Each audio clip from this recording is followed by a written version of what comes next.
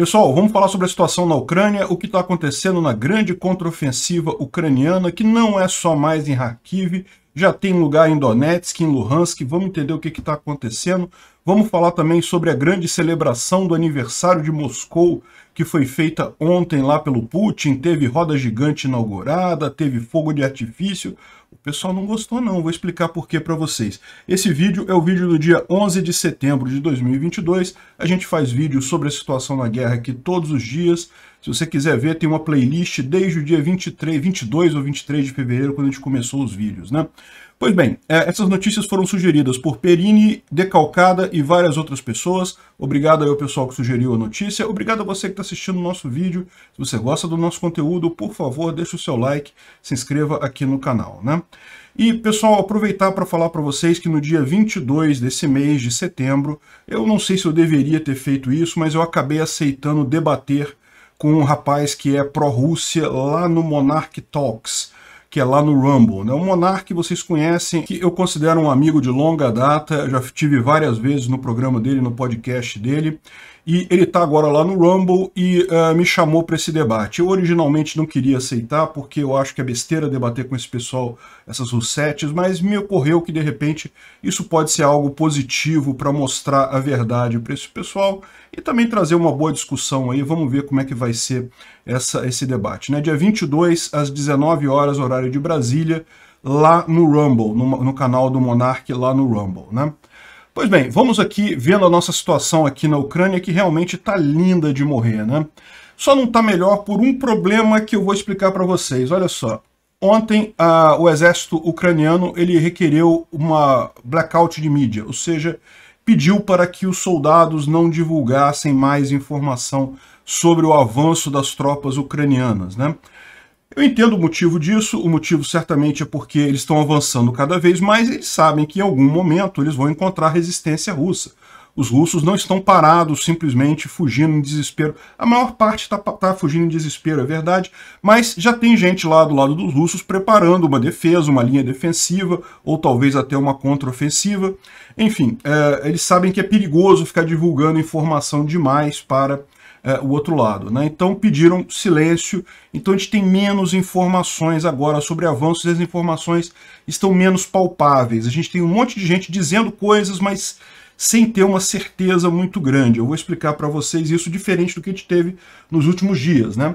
A gente viu que, aqui, olha só, impressionante o ganho que teve, né? Ontem a gente falou que Izium já tinha caído e Lima já tinha caído, mas só hoje que isso está confirmado oficialmente. Aqui já vê que os russos não estão mais aqui na maior parte de Lima, ainda marca aqui uma parte da cidade como estando sob controle dos russos, mas é questão de tempo, porque a gente viu ontem, eles já abandonaram a cidade, né? Izium também já foi capturada pelos ucranianos, agora a gente já tem essa confirmação, mas parece que já tem mais coisa do que isso, tá? A questão toda é essa. O pessoal agora não está dando mais tanta visibilidade ao que está acontecendo na contraofensiva.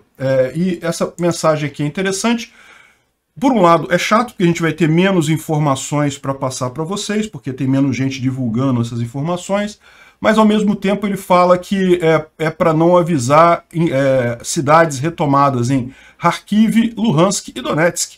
Ou seja, o pessoal não está limitado a Kharkiv, não. A coisa vai avançar também por Luhansk e Donetsk, né? E aonde exatamente estão as tropas ucranianas agora é difícil de dizer, justamente por conta desse silêncio, né? A gente sabe que o efeito dessa contraofensiva nas tropas russas foi tremendo, um efeito psicológico, um efeito desmoralizante enorme.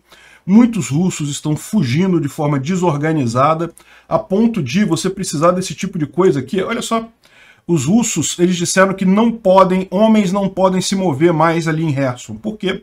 Lembra que a gente mencionou o comunicado ontem do exército ucraniano falando que pegaram pelo menos 15 russos tentando fugir em roupas civis, ou seja, o cara joga fora o uniforme militar dele, bota uma roupa civil e tenta fugir para ficar pelo menos vivo. E os russos, em função disso, estão proibindo que homens circulem. Nenhum homem pode passar em lugar nenhum ali em Kherson por conta de soldados russos fugindo, tentando fugir da guerra, né? Então dá para entender que a situação é bastante complicada. E aí a gente tem algumas informações que não dá para saber se realmente é verdadeiro ou não. Olha esse caso aqui, né? A bandeira ucraniana foi levantada em Starobilsk, na região de Luhansk. Onde é que é Starobilsk? Starobilsk é aqui, ó.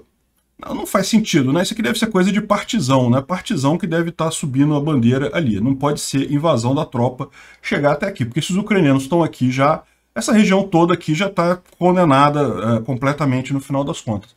Mas mostra, no mínimo, que não tem muita presença russa na região. Para os partizãos poderem estar colocando a bandeira ali, né? Realmente não deve ter muita coisa. Além disso, a gente teve várias outras bandeirinhas em várias cidades ali da região. Dá para ver aqui, ó, um monte de bandeirinha por aqui, um monte de cidade liberada nessa região aqui de Kharkiv.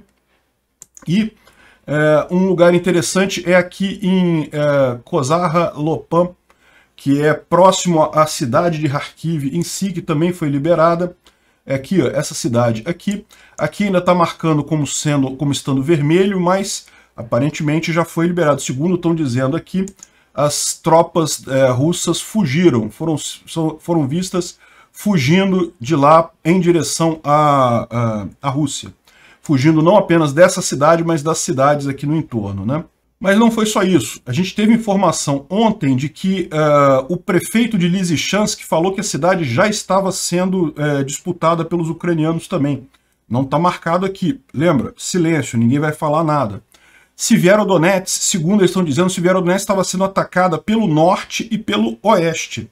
Ou seja, o pessoal já estaria aqui. Então, nesse caso aqui, eles já pegaram Lysychansk, ou pelo menos alguma dessas cidades aqui próximas a Severodonetsk.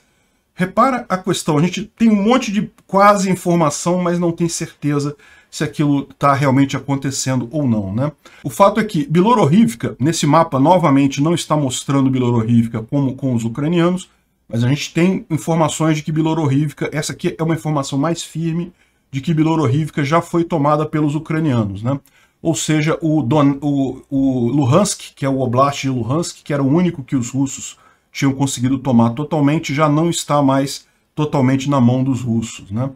Então Bilohorivka já está aqui, a briga deve estar em algum ponto por aqui, a gente vai ficar sabendo nos próximos dias, quando a situação estiver mais controlada por aqui. Mas o que chamou a atenção de todo mundo ontem foi justamente a quantidade de equipamento que foi abandonado pelos russos lá em Izium, né?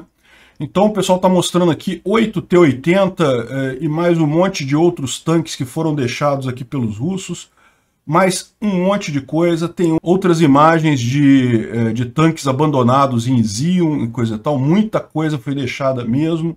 Aqui, ó, uma thread só com equipamentos que foram abandonados pelos russos ali na região.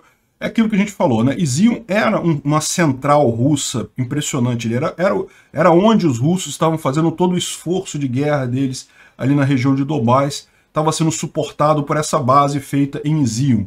E acabou. O Izium está nas mãos ucranianas, os russos fugiram completamente. A gente vê aqui quanta coisa que foi abandonada às pressas, né? Isso porque o pessoal está falando que não teve pânico, não foi correria e coisa e tal. E não foi só isso não, tá? Da Força Aérea Russa também, o pessoal está colocando aqui nas últimas 72 horas, a Rússia perdeu mísseis, 6 mísseis interceptados, 3 helicópteros no total, 3 aviões também Su-25 que foram derrubados por Manpads, 10 Orlan 10 UAV, ou seja, perderam um bocado de coisa justamente pela desorganização da forma como a Rússia tentou resistir a essa contraofensiva, né? Isso é um ponto que o pessoal está levantando. Não apenas a Rússia deixou as forças muito fracas na região, como quando começou a grande contraofensiva, ela mandou tropa para lá, simplesmente mandou a tropa, sem organização, sem planejamento, sem estabelecer linhas defensivas secundárias, né? Porque o correto seria isso, você perdeu a primeira linha de defesa, você tem que planejar uma segunda linha de defesa e tentar firmar a posição ali, né? Não fizeram nada disso, mandaram o pessoal para reforço, o que acabou causando muitas mortes e perda de equipamento e nada além disso, né? Então, no final, o pessoal que faz aquele levantamento de o que foi tomado, o que foi capturado e coisa e tal, do que os russos perderam. Aqui tem uma lista enorme de equipamentos aqui que foram perdidos, e o pessoal está comentando aqui que dava para mais ou menos 27 companhias, 7 batalhões, 3,5 brigadas, ou seja, uma quantidade enorme de equipamento russo que foi deixado para trás. O pessoal está brincando que é o Lend-Lease russo, né? Os ucranianos têm o Lend-Lease com os americanos, que começou agora, está começando ainda o processo do Lend-Lease, e agora tem para que o Lend-Lease americano tem o Lend-Lease russo, né? Os russos já deixam o material todo ali e realmente vão armar os ucranianos por um bom tempo essa quantidade de coisa, né? É lógico, alguns caminhões russos foram vistos fugindo daquela região ali de Izium. Isso daqui é uma coluna de equipamentos russos, né? Parece mais pessoal, tá? Parece mais o transporte de pessoal. Caminhões apenas. Mas tem alguns tanques aqui, tem alguns APCs, tem algumas coisas militares aqui também. Isso aqui é em Oskil, atravessando o rio Oskil, ou seja, fugindo de Izium, né? Lembra, Izium está aqui. O rio Oskil é esse riozinho que passa aqui, e era a única saída que os russos tinham ontem, era através daqui. E de fato eles fugiram usando essa rota, abandonaram isso daqui, né? Eu imagino que os ucranianos estão acompanhando esse comboio russo aí, né, para tentar dar um fim nisso daí, né? Afinal, deixar o pessoal se safar fácil assim é complicado. Ontem a gente teve aqui o Jomini of the West, que é um analista militar bem interessante, que ele faz uns mapas muito detalhados, né, porque ele inclui no mapa dele não apenas a posição de cada agrupamento, de cada exército, coisa e tal, a movimentação, tanto do lado russo quanto do lado ucraniano. Esse tipo de coisa aqui é o tipo da coisa que os ucranianos não gostam que seja divulgado, porque isso acaba, de certa forma, entregando onde está a posição de cada exército ucraniano, né? Agora, como ele deixa claro aqui, ele não sabe, ele não tem essas informações. Ele está estimando que seja dessa forma, então não sei se é tão crítico assim, né? O fato é que ele mostra muito bem o que foi essa contraofensiva que aconteceu nos últimos dias, né? O pessoal começou com um ataque aqui em Balaklia. Balaklia foi o principal ataque, daí eles conseguiram furar aqui por trás com uma quantidade muito grande de tropas aqui, e enquanto Balaklia estava se defendendo do ataque direto do lado de cá, e também de unidades especiais que estavam na retaguarda. Então teve também operação especial para minar a capacidade russa de resistir nesse ataque, né? E daí, uma vez que derrubaram Balaklia, aí abriu uma avenida aqui que eles puderam entrar. Realmente deixa claro que como estavam finas as linhas de defesa russas aqui, né? Esse local aqui estava parado há muito tempo, então provavelmente os russos não se importaram em botar múltiplas linhas de defesa aqui, e ao contrário, mandaram as tropas todas lá para Kherson, e quando conseguiram furar a principal linha de defesa, acabou, não tinha mais nada, foi só marcha andando até chegar a Kupiansk, até chegar nas cidades daqui. Os ucranianos colocaram uma quantidade grande de soldados aqui, e quando chegaram aqui, toda essa tropa russa, olha só, isso aqui é a quantidade enorme de tropas russas que estavam na região de Izium. Muita coisa mesmo. Como eu falei, era a base central dos russos nessa região aqui do Donbás. E esse pessoal todo aqui, de repente, se viu cercado, porque eles não tinham alternativa, eles não podiam mais... As linhas de trem todas passam por aqui, então não tinham mais acesso. A única linha rodoviária que tinha também passa por aqui, ou seja, estava a distância de tiro de coisa aqui. Então eles não tinham mais como recuar para cá. A única saída era essa saída para cá. Tiveram que recuar e perderam muito equipamento nesse recuo. Perderam muito pessoal também, tá? Muita coisa.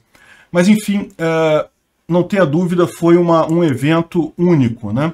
E como ele fala aqui, eu tenho certeza, né, que essa contraofensiva ucraniana vai ser estudada em livros de estratégia militar por muito tempo ainda. E ele lembra que no dia 14 de abril ele disse que provavelmente seria isso que os ucranianos iriam fazer, ou seja, os ucranianos naquela época já estavam preparando a ofensiva em Kherson, mas ele falou o ideal para os ucranianos seria atrair os russos aqui para Kherson e fazer uma ofensiva aqui. Ó. Esse aqui é o mapa que ele fez em 14 de abril, ele falando aqui, olha só, traz os ucranianos para cá e ataca em Kharkiv, seria a segunda zona de batalha. A primeira zona aqui e a segunda zona aqui, né? Enfim, interessante, o cara realmente teve essa visão aí antes, né? Lembrando que isso daqui tudo, ele está descrevendo o que aconteceu até o dia de ontem. O que aconteceu de ontem para hoje, a gente não tem tanta informação, como eu expliquei para vocês, por conta do sigilo que foi colocado lá pelo exército ucraniano, né? O que a gente tem por aqui são algumas coisas curiosas, como, por exemplo, esse russo tentando usar o BMP para atravessar o rio. Em tese, esse BMP é anfíbio, ele poderia atravessar o rio. Então ele vai lá confiante, coisa e tal, só que não dá certo. E a questão toda é a seguinte, né? Esse tipo de blindado, ele transporta pessoas, né? E eu não tô vendo ninguém sair de dentro do blindado aí. Eu espero que realmente o cara estivesse sozinho no blindado, porque caso contrário, teve pelo menos 8 pessoas que se afogaram nesse caso aqui, né?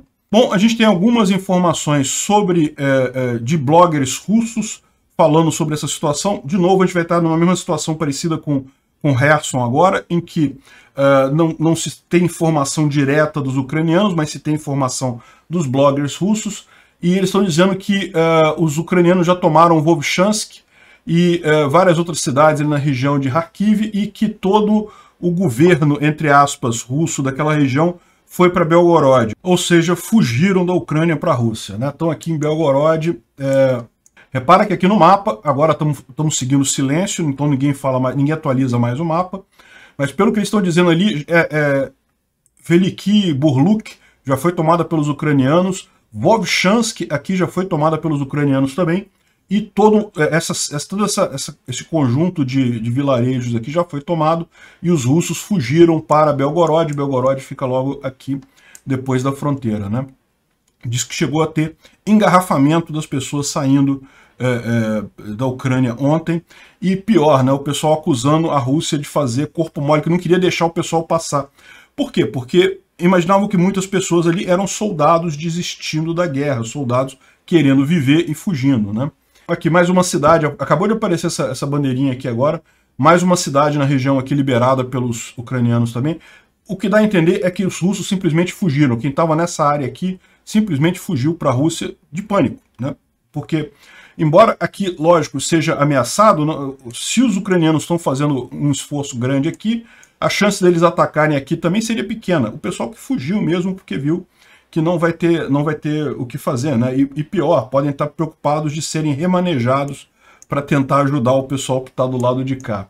E como eu falei para vocês, não é apenas nessa região aqui de Kharkiv, não é apenas aqui em Luhansk, mas também a gente tem informação de que os ucranianos avançaram sobre Donetsk. E aí, de novo, a gente cai nessa situação de que a gente só tem informação muito por alto, não dá para saber muita coisa.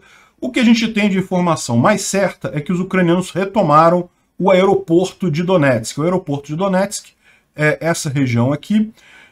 Na verdade, o aeroporto de Donetsk não existe mais. Está em 2014, quando houve a primeira guerra, lá quando houve a primeira invasão russa, ele foi um dos pontos centrais de ataque, de forma que ele foi totalmente destruído.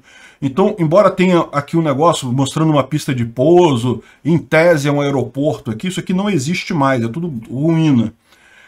Mas, de qualquer forma, os ucranianos já teriam tomado isso daqui. Mas a gente tem informações de que os russos fugiram de Donetsk, então que os ucranianos já entraram 1/3 da cidade, e o problema todo é como, embora a maior parte dos russos tenha saído de Donetsk, os ucranianos têm que ficar checando quarteirão a quarteirão, porque pode ter sniper, pode ter armadilha, pode ter problema aqui. Então esse seria o trabalho que eles estão fazendo neste momento. Não sei se dá para acreditar nisso.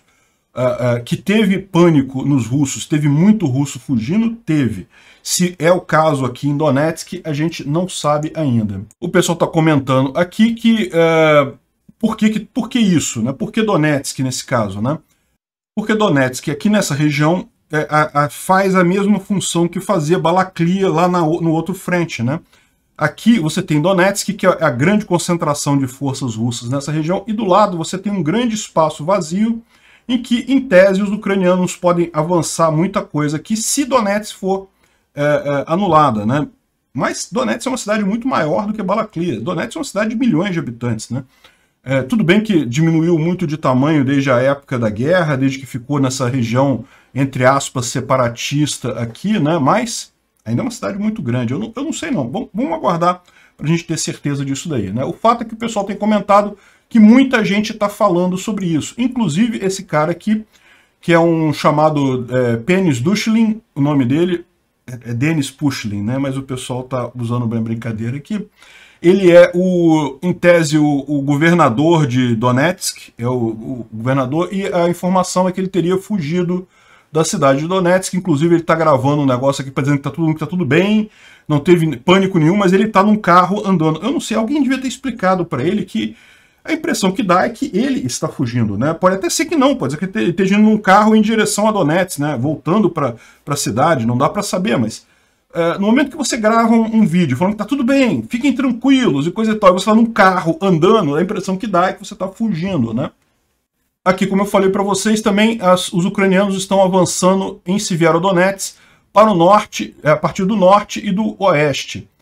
Ou seja, não dá para saber exatamente, mas parece que tem coisa andando por lá também, a gente não tem essa informação toda. Agora, uma coisa importante que aconteceu ontem também, eu vou até inverter aqui, eu vou falar primeiro esse aqui, olha só. Ontem foi aniversário de Moscou, então o Putin fez uma bela festa com fogos de artifício, inaugurou uma roda gigante bacana em Moscou. Olha só a população de Moscou aqui, o pessoal, todo mundo...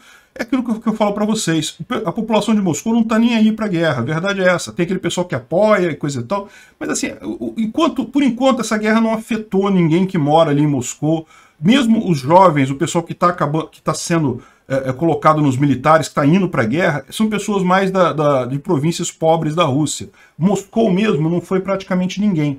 Então tá o pessoal brincando aqui, comemorando e coisa e tal, e isso pegou muito mal com os analistas militares lá. Por quê? Porque os soldados russos, nesse momento, estão se vendo numa situação, caramba, que filha da putagem, né? Eu aqui me fudendo, vi um monte de gente morrer, um monte de outros soldados morrerem, a gente lutando aqui para continuar vivo, e num desespero danado, e o pessoal lá em Moscou fazendo festinha, inaugurando roda gigante, e, enfim, ficou realmente uma coisa estranha, é muita crítica de bloggers militares russos. Esse aqui é um grande blogger militar russo, falando aqui, olha só, que os fogos de artifício em Moscou pareceram blasfemosos, né? Ou seja, pareceu uma blasfêmia num dia em que a gente tem tantos problemas aqui na Rússia. Agora, o presidente da Rússia é o principal alvo de riscos e consequências negativas dessa história, né? Mas não foi só ele, não. Teve alguns que disseram aqui, isso aqui foi um russo publicando lá, um comentarista russo, publicando, né, a Ucrânia avançando lá na Ucrânia, né, o exército ucraniano avançando lá, e Moscou soltando fogos de artifício, né. Outros caras aqui falando, olha só, votar o Putin para fora, ou então avançar sobre o bunker do Putin, né. Já teve outros analistas militares russos mais indignados.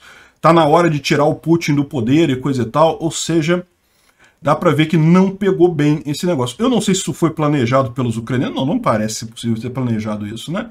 Não teria como eles saberem isso, mas de qualquer forma, o fato do Putin ter feito uma festa em Moscou ontem, ao mesmo tempo que os russos estavam se ferrando de verde e amarelo lá na Ucrânia, não pegou bem, não.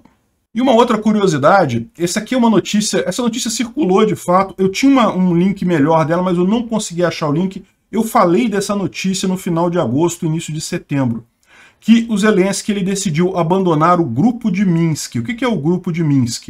É um grupo de pessoas que estava ainda tentando remendar os acordos de Minsk. O que foram os acordos de Minsk, né? Quando começou toda a confusão lá em 2014, que a Rússia invadiu a Crimeia, invadiu o Donbás ali, né? Esquece república separatista, foi invasão da Rússia aquilo ali, né? Então invadiu o Donbás, teve uma guerra ali com a Ucrânia conseguiu retomar muito território. Naquela época, toda essa área aqui de Kramatorsk, Sloviansk, chegou a estar na mão dos rebeldes, dos russos, né? E os ucranianos tomaram toda essa coisa, expulsaram eles até aqui Donetsk. E aí teve o acordo de Minsk I, que propôs um cessar-fogo, não funcionou, fizeram o acordo de Minsk II, que aí funcionou mais ou menos, foi o que congelou essa linha vermelha grande que você está vendo aqui. Essa linha vermelha aqui é o acordo de Minsk II.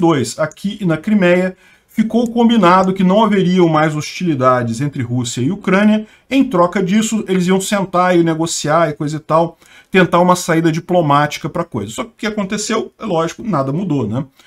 Não tem nenhuma saída diplomática se a Rússia não aceita entregar isso daí e a Ucrânia não aceita ficar sem o território dela também, que saída que vai ter, né? Então, esse é o acordo de Minsk II. Embora esse acordo já tenha sido violado no momento que a Rússia invadiu a Ucrânia, né, porque o acordo previa que não haveriam mais ações militares de lado a lado, só no início de setembro que o Zelensky foi lá e falou, olha só, nós abandonamos esse acordo agora não tem mais validade para a gente. Foi isso daqui, é o que ele está falando aqui. Olha. E aqui a TASS, né, que é uma agência de notícias russa, então está criticando o Zelensky, falando, o Zelensky optou pela guerra, ele não quer mais fazer o grupo de contato de Minsk, que trabalha lá no negócio. Ele definitivamente abandonou o acordo de Minsk. Né? Como eu disse, essa matéria que está criticando ele, coisa e tal, na época eu cheguei a falar nisso aqui, mas eu não dei importância. Eu falei, não, realmente não tem mais sentido o acordo de Minsk. Mas agora repara o detalhe, né? Como ele abandonou o acordo de Minsk agora, ele pode de novo atacar atravessar essa linha vermelha aqui, né? Porque se o acordo de Minsk ainda estivesse em vigor, ainda fosse considerado válido pelos ucranianos, ele estaria violando esse acordo ao entrar na área aqui de Donetsk, né? A gente sabe que o acordo em si não tem mais validade, porque a Rússia já invadiu de qualquer forma, mas foi um gesto diplomático dele deixar claro que, olha só, não, a gente vai pelo lado da guerra mesmo. Tá bom o lado da guerra pra gente. E felizmente, porque pelo visto vai ser o lado vencedor nessa história toda, né? Tem a explicação aqui dos acordos de Minsk, mas eu não vou entrar nesses detalhes, não. Bom, em Kherson também teve avanço ucraniano. Ontem teve mais uma base russa destruída, né, na Alcorezus, uma fábrica que tem lá, e aqui uma outra base russa destruída em Shumak, e mais uma aqui em algum lugar de Kherson, que eu não vou lembrar onde, mas também mais um ataque ucraniano lá em Kherson, a coisa continua avançando lá. Outra coisa curiosa que aconteceu ontem, ninguém sabe muito bem porquê, vocês lembram lá na ponte de Kerch, né, na ponte da Crimeia, que eles tinham colocado esses navios para enganar radar, né, um navio um decoy, né, para enganar radar, e ontem eles tiraram. Né? No dia 5 de setembro ainda tinha esses navios lá, e agora no dia 10 de setembro não estão mais lá. Ninguém sabe o que fizeram com isso. Pode ser várias coisas. Primeiro, eles podem ter desistido, visto que isso aí não funciona mesmo. De fato, a gente viu que eles tentaram usar uma coisa similar a isso lá em Kherson, e não adiantou nada, os ucranianos continuaram atingindo as pontes da mesma forma, não mudou nada isso daí. Então pode ser que tenham desistido, isso aí não funciona. Ou pode ser que tenham mandado esses navios lá para Kherson para tentar proteger as pontes de lá. Não sabemos o que houve. O fato é, tiraram essa proteção, que não é uma proteção tão importante assim também, da ponte da Crimeia, né? Bom, o Instituto para Estudo da Guerra traz um monte de coisa, um monte de informação interessante aqui, e ele fala aquilo que a gente estava falando já, que a gente já falou, que a contraofensiva está desabando, está colapsando o Axis, né, o Axis de Donbás. É aquilo que eu falei para vocês, Izium era a pedra central dessa história, Izium caindo, Donbás inteiro está exposto. E aqui ele fala ainda que eles escrevem com um dia de antecedência, né? Então provavelmente a captura de Izium se dará nas próximas 48 horas, se já não aconteceu. Mas na verdade já aconteceu, a gente sabe que já aconteceu. E ele levanta uma outra coisa aqui que eu achei muito engraçada, que eu também ressalto aqui, que é o fato de que o Ministério da Defesa russo, ele falou que não, que a gente decidiu fazer um reagrupamento de tropas, né, para ajudar Donbás e coisa. Vamos tirar tropas de Izium e Balaklia para reagrupar na retaguarda e apoiar Donbás e coisa e tal. Ou seja, não foi fuga em desespero e em pânico, não, foi um reagrupamento na retaguarda. Isso daí, muito bacana. E, lógico, né, só que é o que o pessoal fala, né? Os próprios bloggers militares russos criticaram isso também. Falaram, caramba, tá todo mundo vendo que foi um recuo, né? Ficar botando um nomezinho bonito, não, foi um reagrupamento na retaguarda e coisa e tal, não resolve. Mas eu entendo por que o Ministério da Defesa russa está fazendo isso. Porque, veja, o fator pânico nesse momento é muito grande. Por que os russos fugiram de Lima? Por que os russos fugiram aqui da região próxima aqui à cidade de Kharkiv? Essas regiões, embora tenham risco, lógico, estão em guerra com a Ucrânia, elas não apresentam um risco imediato. Aqui, nesse caso, foi certamente efeito pânico. O cara começa a ver um monte de mensagem. Olha só, mataram não sei quem, mataram um monte de gente, um monte de POW. Pô, vou pegar meu riflezinho aqui e vou fugir para a Rússia, pô, não vou ficar parado aqui não. Então, O efeito pânico nesse momento é muito grande, daí a importância para os russos, do Ministério Russo, falar que não, tá tudo bem, a gente está fazendo só um reagrupamento e coisa e tal, né? Só que se vai colar ou não vai colar isso é outra história, né? O Alexei Arestovich fez uma live ontem e daí o Dmitry trouxe a tradução dela aqui e é bem interessante. O que eles falam é que lá em Kherson, embora a gente não tenha muita informação, os ucranianos continuam avançando, mas avançando muito devagar. Isso é o esperado, é aquela estratégia que a gente falou, né? Eles atraíram as melhores tropas russas para aquela região de Kherson, e como são boas tropas russas que estão lá, tem um número considerável, são boas tropas, é difícil a Ucrânia avançar, não é algo fácil, mas a grande expectativa é essas tropas não estão sendo reabastecidas, elas não conseguem ter suprimentos adequados. Mais dia, menos dia, vão acabar falhando e os ucranianos vão avançar, né? Olha, ele falou também aqui que em Bakhmut e Soledar, os russos tiveram que recuar 40 a 50 quilômetros para fazer uma nova defesa, uma nova linha de defesa e evitar serem circundados, né? Ou seja, o que ele está dizendo aqui também é aquilo que a gente falou, que aqui em Bakhmut, essa região aqui, né? E a gente já tinha falado que Kodema, os ucranianos já pegaram ela, e também estavam avançando aqui em Soledar. Parece que tem mais coisa nessa região aqui também, tá? Os ucranianos conseguiram avançar aqui também, o que faria sentido se você considerar que Bielorrivka também teria sido tomada pelos ucranianos e estariam atacando Severodonetsk e Lysychansk. Então, ou seja, é de se esperar que nessa frente aqui também os ucranianos tenham caminhado alguma coisa. A questão é, a gente não tem confirmação de nada ainda, né? Ele termina colocando aqui que a moral russa já está naquela situação da busca por culpados, né? É o que a gente falou ontem, isso já estão buscando culpados do problema, né? Vão chegar no Putin, é o único.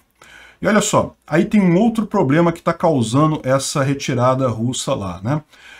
Havia, lógico, tem um monte de lugar aí, aqui no Brasil também tem um monte de russete aí que adora, que fica comemorando as coisas da Rússia, como se fosse bonito comemorar um país invadindo o outro, né? Esse pessoal não vai mudar de ideia. Mas tem uma outra turma que fica ali mais ou menos no meio do caminho, que no que você começou a ver que a Rússia está perdendo, esse pessoal começou a sair e perceber que, né, o correto é realmente ficar do lado da Ucrânia. E olha só, o que está acontecendo na China? A China, os blogs lá, as redes de comunicação viraram... o clima era totalmente pró-Rússia até pouco tempo atrás. Agora virou totalmente anti-Rússia. Estão fazendo brincadeira com Putin. Um monte de piada com Putin por conta dessa falha que está acontecendo ali, essa falha enorme, né? Russos em Zion, melhor se prepararem para o triatlon que está chegando. Sai do caminho, a gente não tem tempo para pegar todos esses prisioneiros de guerra, né? Os ucranianos correndo atrás dos russos. E a gente quer ver os russos organizando ice swimming no inverno, né? Queremos ver os russos brincando de nadar em rio congelado. Enfim, um monte de gente fazendo piadinha com os russos em várias coisas lá. E, lógico, né, eles estão vendo essa contraofensiva. Esse papo de, vamos reagrupar na retaguarda, não vai colar, cara. O pessoal sabe o que está acontecendo ali, né? Isso está deixando a China numa situação ruim. Por quê? Porque o Xi Jinping tinha acabado de assinar um acordo de cooperação com a Rússia. Lembra aquele acordo de no limits, né? Declaração de no limits, que a cooperação entre Rússia e China não tinha limites e coisa e tal. E a China deixou claro que não iria apoiar a Rússia na guerra, mas ainda assim é um aliado, coisa e tal. E isso acabou respingando na China, pô. Ficou feio para o Xi Jinping essa invasão, essa falha tão óbvia da invasão russa na Ucrânia, né? E daí eles estão colocando aqui que o Xi Jinping deve estar preocupado, justamente por quê? Porque tem o Congresso lá da China. Provavelmente já foi decidido no Congresso secreto chinês, que é feito um pouco antes do Congresso, digamos, oficial, eles já decidiram quem é que vai ganhar, se vai ser o Xi Jinping mesmo, ou se vão tirar ele do poder. Já está decidido, provavelmente. Mas isso não deixa de ficar feio para ele, não deixa de pegar mal para ele, que no final das contas ele fez uma aliança com um país que está se mostrando um completo desastre militar, né? Então, o que a China vai fazer agora? Eles estão num dilema. Eles podem abandonar Putin, mas aí fica estranho, porque eles tinham acabado de assinar um acordo de cooperação, romper o acordo tão fácil assim, fica estranho, né? Ou eles podem entrar ao in com o Putin, e daí, meu amigo, é um problema, porque se o Putin já está meio estragado lá, para a China consertar esse negócio vai ser muito custoso para ela, né? Então, esse é o grande dilema da China. Os chineses estão aqui em cima do muro por conta desse negócio. Nem todo mundo na China é tão fã dessa guerra da Rússia lá na Ucrânia. A coisa vai ficar complicada politicamente para o Putin e para o Xi Jinping, né? O que a China vai fazer nesse caso? Vamos descobrir nos próximos dias. Obrigado por assistir o vídeo até o final. Além de curtir, compartilhar e se inscrever no canal, considere se tornar patrocinador com valores a partir de R$ 1,99. Clique no botão Seja Membro abaixo para saber as condições e vantagens de patrocinar o canal. Mais informações sobre o nosso projeto, visite nossos sites indicados na tela.